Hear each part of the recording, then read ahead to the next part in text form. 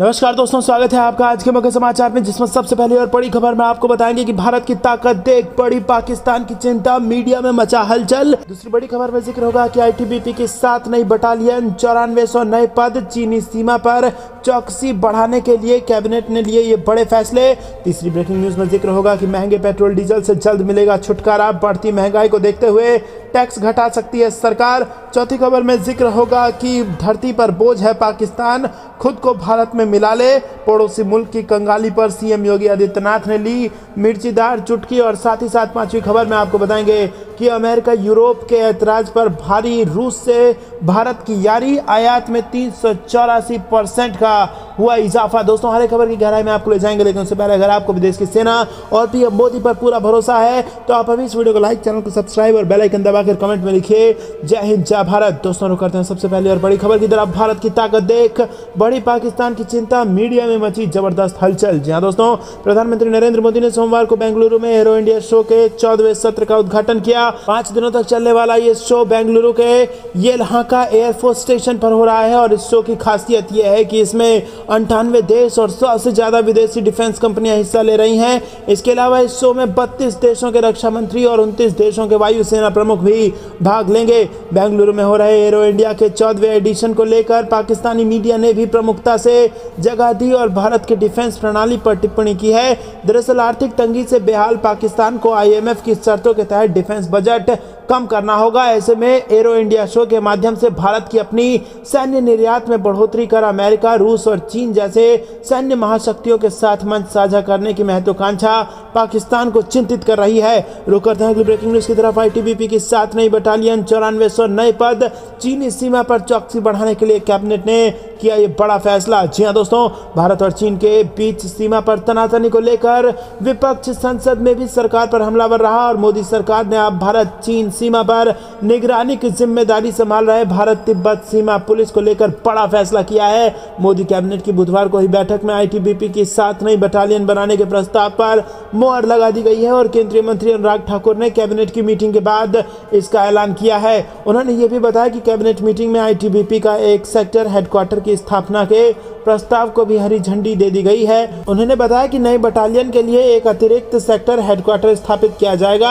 और मोदी सरकार के मंत्री अनुराग ठाकुर ने यह भी कहा कि आईटीबीपी में 9400 पदों का सृजन किया जाएगा। रुक करते हैं अगली ब्रेकिंग न्यूज की तरफ। महंगे पेट्रोल डीजल से जल्द मिलेगा छुटकारा, बढ़ती महंगाई को देखते हुए टैक्स घटा सकती है सरकार। जी हां दोस्तों, आपको बता दें कि पेट्रोल डीजल के दाम सस्ते हो सकते हैं क्योंकि सरकार एक बार फिर ईंधन की कीमतों पर टैक्स घटा सकती है। रिपोर्ट में कहा गया है कि महंगाई दर को कम करने के लिए भारत सरकार फ्यूल और कुछ अन्य चीजों पर टैक्स घटा सकती है। अगर सरकार की ओर से ऐसा फैसला लिया जाता है तो पेट्रोल डीजल के दाम काफी कम हो सकते हैं। रॉयटर्स की रिपोर्ट के मुताबिक यह फैसला फरवरी महंगाई दर के आंकड़ों के जारी होने के बाद लिया जा सकता है और भारत की एनुअल खुदरा महंगाई दर 5.72% से बढ़कर 6.52% पर है। और सूत्रों ने बताया कि सरकार फ्यूल पर टैक्स दोबारा से घटा सकती है। इसके साथ ही इंपोर्ट ड्यूटी में भी कटौती कर सकती है। जी हां दोस्तों, ग्लोबल स्तर पर पिछले कुछ समय से कच्चे तेल के दाम में गिरावट देखी गई है। दोस्तों, रुक करते हैं अगली ब्रेकिंग न्यूज की तरफ। धरती पर बोझ है पाकिस्तान, खुद को भारत में मिला ले,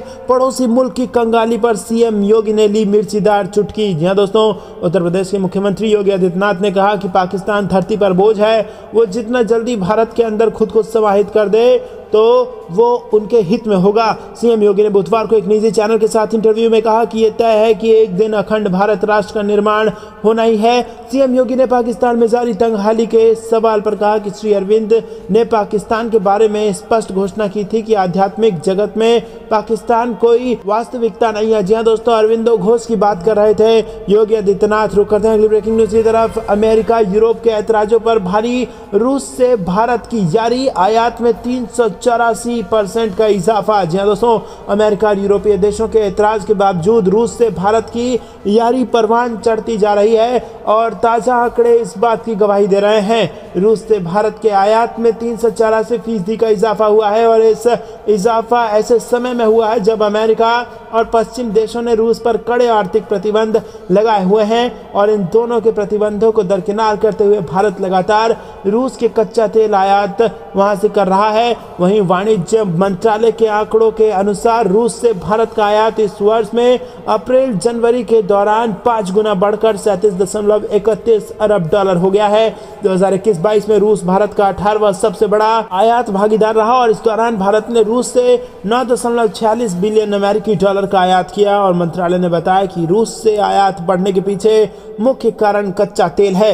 दोस्तों रुक करते हैं अगली ब्रेकिंग न्यूज की तरफ। 2024 लोकसभा चुनाव पर सीएम योगी आदित्यनाथ की बड़ी भविष्यवाणी। जी हां दोस्तों, आपको बता दें इस वक्त सियासत का सबसे बड़ा मुद्दा साल 2024 में होने वाला लोकसभा चुनाव है और इसी मुद्दे को लेकर उत्तर प्रदेश के मुख्यमंत्री योगी आदित्यनाथ ने शिखर सम्मेलन में कई बातें रखी और उन्होंने कहा कि विपक्ष इस वक्त गुमराह और भ्रष्ट है। विपक्ष का कोई नेशनल एजेंडा नहीं रहा है, यही कारण है कि जनता भी उन्हें गंभीरता से नहीं ले रही है। 2024 चुनाव के बड़े मुद्दे को लेकर योगी आदित्यनाथ ने कहा कि मोदी की 10 साल की सभी उपलब्धियां बड़ा मुद्दा होंगी और चाहे वो आध्यात्मिक हो या फिर आर्थिक हो, चाहे गरीब कल्याण योजना हो या फिर वैश्विक मंच पर भारत के सम्मान की हो, इन्हीं उपलब्धियों के बल पर भारतीय जनता पार्टी 2024 में चुनाव लड़ेगी। योगी आदित्यनाथ ने कहा कि जो कुछ भी देश के हित में होगा केंद्र सरकार उसके लिए काम कर रही है और चुनाव के लिए किसी तरह का मुद्दा नहीं है। जिस चीज की जरूरत पड़ेगी बीजेपी उस तरह के ही कदम उठाएगी। इससे पहले भी वो अपने कई इंटरव्यू में इस बात को दोहरा चुके हैं कि फिलहाल बीजेपी को किसी पार्टी से कोई डर नहीं है क्योंकि बीजेपी पूरी ईमानदारी से अपना काम कर रही है और जनता तक हर सुविधा पहुंचा रही है। रुक करते हैं अगली ब्रेकिंग न्यूज की तरफ। पाकिस्तान की हालत से डरा चीन बंद किया इस्लामाबाद में अपने दूतावास का काउंसलर एक्सेस। जी हाँ दोस्तों, आर्थिक संकट का सामना कर रहे पाकिस्तान के हालात बद से बदतर होते जा रहे हैं। रोजमर्रा से लेकर खाने पीने की कीमतें 7वें आसमान पर हैं और लोगों को आटा दाल तक के इंतजाम के लिए सोचना पड़ रहा है। और इस बीच चीन ने पाकिस्तान को करारा झटका दिया है। दरअसल चीन ने पाकिस्तान में अपने दूतावास को काउंसलर सेक्शन को अस्थायी रूप से बंद करने का ऐलान किया है और चीन ने इसका कारण तकनीकी वजह बताया है। चीन के इस कदम से पाकिस्तानियों को चीन का वीजा लेने में परेशानियों का सामना करना पड़ेगा और इससे पहले हाल ही में चीन ने पाकिस्तान में खराब होती सुरक्षा व्यवस्था के कारण पाकिस्तान में चीनी नागरिकों को सतर्क रहने की सलाह दी थी। इस्लामाबाद में चीनी दूतावास ने अपनी वेबसाइट पर इसका ऐलान किया है। हालांकि उसने इसके पीछे ना तो कोई खास वजह बताई और ना ही ये बताया कि दूतावास का काउंसलर सेक्शन दोबारा कब खोला जाएगा। रुक करते हैं अगली ब्रेकिंग न्यूज की तरफ। पश्चिमी विक्षोभ के कारण पहाड़ों पर बर्फबारी, फिर बढ़ेगी ठंड, मौसम का ताजा हाल। जी हाँ दोस्तों, पिछले 24 घंटे के दौरान पूरे देश में मौसम शुष्क बन रहा है। पंजाब, हरियाणा, हिमाचल प्रदेश, उत्तराखंड, राजस्थान के कुछ हिस्सों में न्यूनतम तापमान में 2 से 3 डिग्री की बढ़ोतरी हुई है। वहीं गुजरात, दक्षिण मध्य प्रदेश, महाराष्ट्र, तटीय कर्नाटक, तेलंगाना, बिहार, झारखंड और पश्चिम बंगाल के न्यूनतम तापमान में 2 से 4 डिग्री की गिरावट आई है। मौसम का मिजाज तेजी से बदल रहा है। उत्तर भारत के कई इलाकों में कड़ाके की सर्दी से थोड़ी राहत है। फिलहाल उत्तर भारत में न्यूनतम तापमान 10 से 12 डिग्री है और आने वाले 4-5 दिनों में पूरे उत्तर भारत में तापमान बढ़ जाएगा।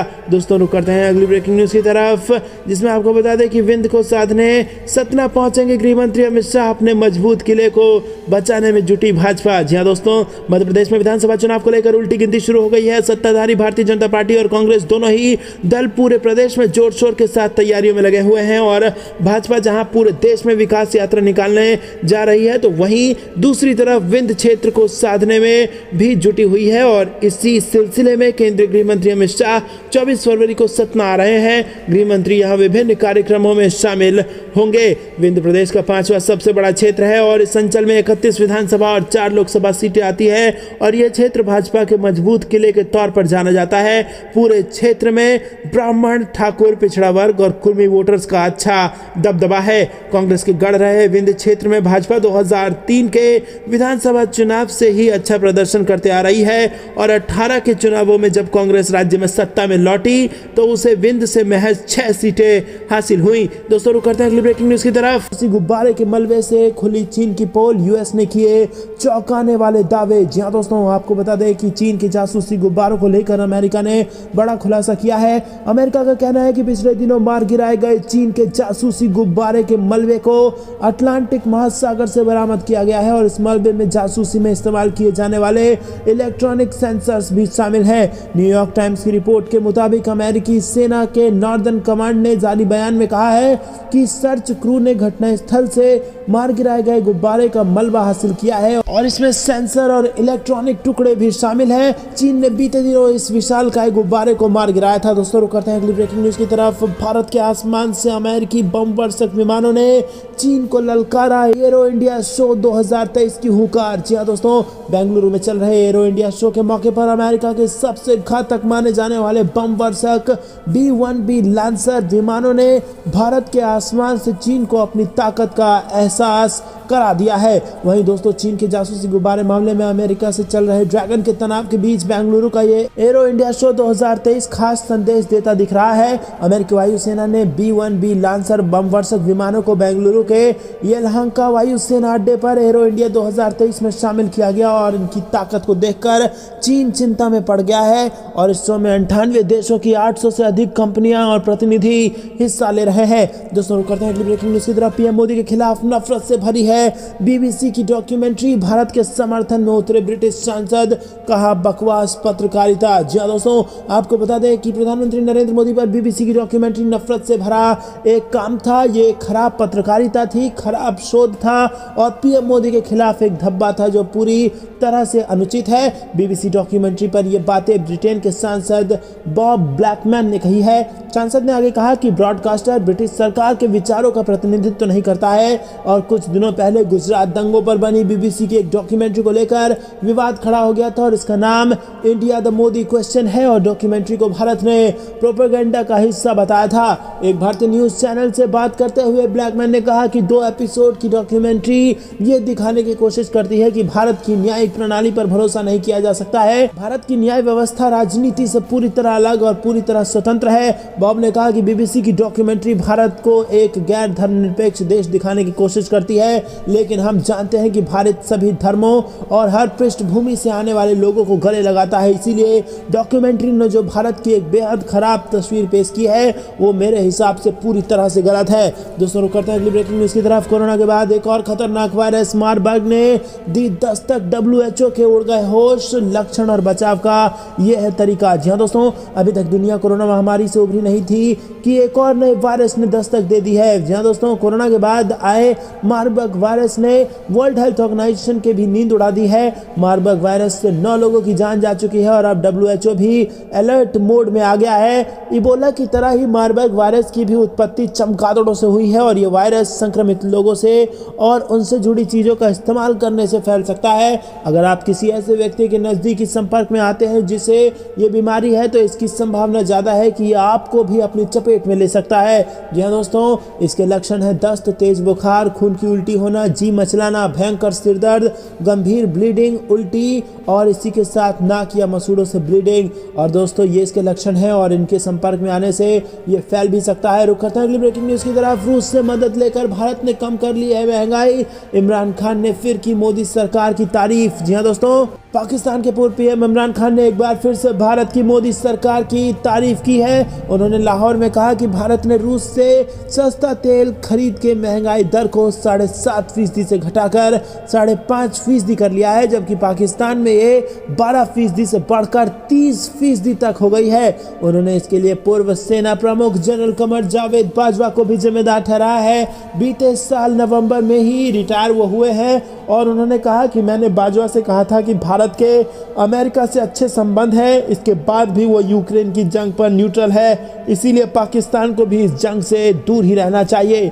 दोस्तों रुक करते हैं अगली ब्रेकिंग न्यूज की तरफ। लोकसभा चुनाव पर गृह मंत्री का बड़ा बयान। अमित शाह ने समझाया बीजेपी का दाव। जी हाँ दोस्तों, केंद्रीय गृह मंत्री अमित शाह ने 2024 लोकसभा चुनाव को लेकर बड़ा बयान दिया है। अमित शाह ने साफ किया है कि 2024 लोकसभा चुनाव में भाजपा के सामने कोई नहीं है और इसके साथ ही उन्होंने साफ कर दिया है कि पीएम मोदी के नेतृत्व में एक बार फिर से एनडीए की सरकार पूर्ण बहुमत के साथ आएगी। दोस्तों आपको बता दें कि एएनआई को दिए इंटरव्यू इंटरव्यू में गृह मंत्री ने ये बात कही है। उन्होंने कहा है कि 2024 में कोई स्पर्धा नहीं है, देश एक तरफा मोदी के साथ आगे बढ़ रहा है और देश की जनता को तय करना है। अभी तक तो लोकसभा में मुख्य विपक्षी पार्टी का लेबल जनता ने किसी को नहीं दिया है। दरअसल जब उनसे प्रश्न किया गया कि 2024 लोकसभा चुनाव में भाजपा का प्लान और एजेंडा क्या होगा, इस पर अमित शाह ने कहा कि देश का विकास, सुरक्षित देश से अर्थतंत्र को विश्व में सबसे तेज गति से बढ़ाने वाला अर्थतंत्र व्यवस्था, भारत का गौरव समग्र विश्व के अंदर पहुंचाने का प्रयास और सफलतापूर्वक स्वीकृति आई है। देश के 60 करोड़ गरीबों के जमीनी स्तर को उठाने का 8 साल के अल्पकाल के अंदर जो प्रयास किया, हम इसे उठाने में सफल भी हुए हैं। दोस्तों रुक करते हैं अगली ब्रेकिंग न्यूज की तरफ। त्रिपुरा में 12 बजे से पहले ही बहुमत पालेगी बीजेपी, राजस्थान, कर्नाटक, छत्तीसगढ़ और एमपी में भी जीतेगी चुनाव, अमित शाह का बयान। जी दोस्तों, त्रिपुरा विधानसभा चुनाव में अब कुछ ही दिन का वक्त रह गया है। चुनाव से पहले केंद्रीय गृह मंत्री अमित शाह ने भाजपा की जीत का दावा कर दिया है। अमित शाह ने मंगलवार को कहा कि भाजपा के नेतृत्व वाली सरकार अगले 5 सालों में राज्य को समृद्ध बनाने के लिए जनादेश मांग रही है। अमित शाह ने त्रिपुरा में संभावित त्रिशंकु विधानसभा के बारे में पूछे जाने के एक सवाल में जवाब दिया और उन्होंने कहा कि त्रिपुरा में निर्वाचन क्षेत्र छोटे हैं। आप देखेंगे कि मतगणना के दिन दोपहर 12 बजे से पहले भाजपा बहुमत का आंकड़ा पार कर चुकी होगी। समाचार एजेंसी को दिए इंटरव्यू में उन्होंने कहा कि पिछले चुनाव में भाजपा का चलो पलटाई नारा राज्य में सत्ता में आने के लिए नहीं, बल्कि त्रिपुरा में स्थिति को बदलने के लिए नारा था। दोस्तों रुक करते हैं अगली ब्रेकिंग न्यूज की तरफ। इशारों में राजनाथ का चीन पर निशाना, बोले सहायता चाहने वाले देश को उपदेश देने में विश्वास नहीं करता भारत। जी हाँ दोस्तों, रक्षा मंत्री राजनाथ सिंह ने मंगलवार को कहा कि भारत जरूरतमंद देशों को उपदेश या पूर्व निर्धारित समाधान देने में विश्वास नहीं करता है और ये मानता है कि बेहतर सैन्य शक्ति वाले देशों को दूसरों पर अपने समाधान थोपने का अधिकार नहीं है। उनके ये बयान स्पष्ट तौर पर चीन के आक्रामक व्यवहार के संदर्भ में था।